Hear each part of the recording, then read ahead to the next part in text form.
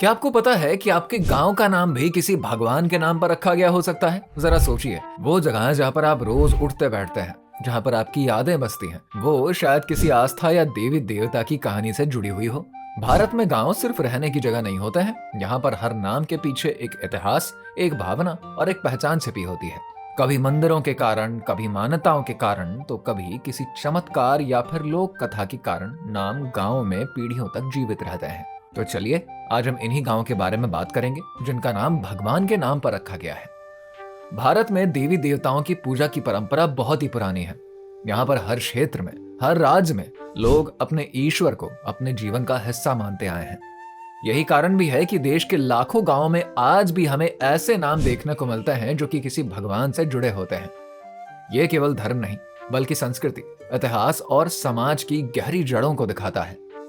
2011 की जनगणना के अनुसार अकेले भगवान राम के नाम पर 3,626 गांव और भगवान कृष्ण जी के नाम पर 3,309 गांव आज भी मौजूद हैं। यानी कि केवल इन दो नामों से जुड़े गांवों की कुल संख्या 6,000 से भी अधिक है।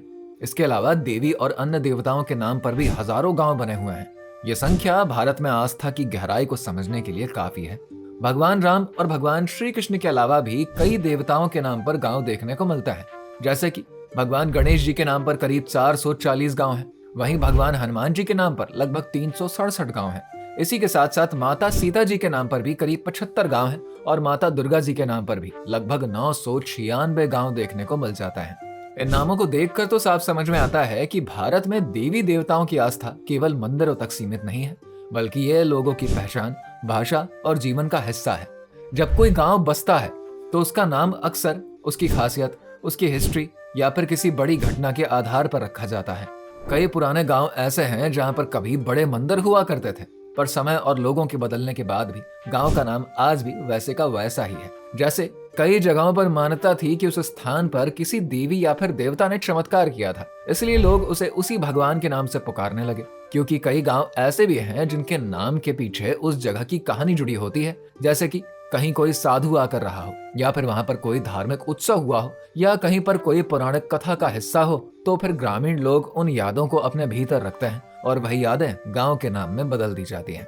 आज लोग शहरों में चले जा रहे हैं, इमारतें बदल रही हैं, सड़कें भी बदल रहे हैं, पर गांव के नाम आज भी अपनी असली पहचान संभाले हुए हैं। इन गांवों की खूबसूरती यह है कि चाहे ये कितने भी छोटे हों, जनसंख्या में कम हो या फिर यहाँ पर सुविधाओं की कमी क्यों ना हो, पर नाम में जो शक्ति और जो इतिहास है वो उन्हें एक अलग ही पहचान देता है। इसीलिए ऐसा कहा जाता है कि भारत केवल नक्शे में नहीं, बल्कि कहानियों, विश्वासों और परंपराओं में भी बसता है। अगर आपके गांव का नाम भी इन्हीं में शामिल है तो कमेंट सेक्शन में अपने गांव का नाम जरूर बताइए। इसके साथ ही वीडियो पसंद आई है तो लाइक करिए, शेयर करिए, चैनल को सब्सक्राइब करें।